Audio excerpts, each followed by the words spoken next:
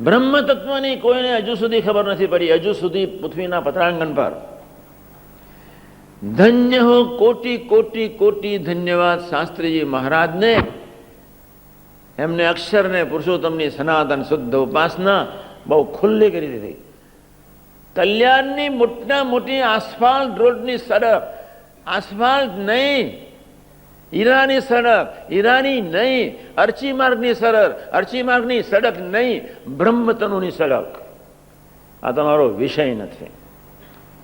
અને છતાં કંઈક થોડું સમજવા પ્રયત્ન કરજો. શાસ્ત્રીજી મહારાજ ડેરીએ જઈએ ને આમ રૂવાણા ઊભા થઈ જાય. હું જ્યારે જઉં ખાલી ઊભો રહું બસ. બંને સ્વરૂપોને જોઉં એટલે રૂવાણો 1872 આમ 9 કરોડ રૂવાણા છે દરેક વ્યક્તિને.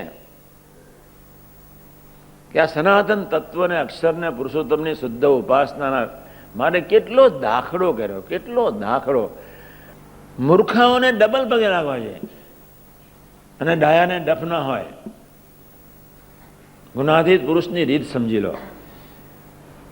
મૂર્ખાને પગે લાગવું પડે, મૂર્ખાને માન આપવું પડે, મૂર્ખાને પ્રસાદ આપવો પડે, મૂર્ખાને ભેટવું પડે, મૂર્ખાને બધું જ કરવું પડે.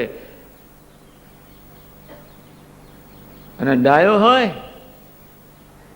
એની ઉપેક્ષા હોય, એના ડફ ના હોય, એની પર અધિકાર હોય, એને જેમ તેમ જ્યાં ત્યાં જેવું તેવું જ્યારે તેના દેહને ફેંકી દેવાનો હોય.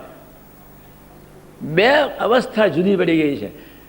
શેમાં એન્ટ્રી લેવાની છે નક્કી કરજો. શેમાં એન્ટ્રી લેવાની છે બહુ પ્રેમથી નક્કી કરજો.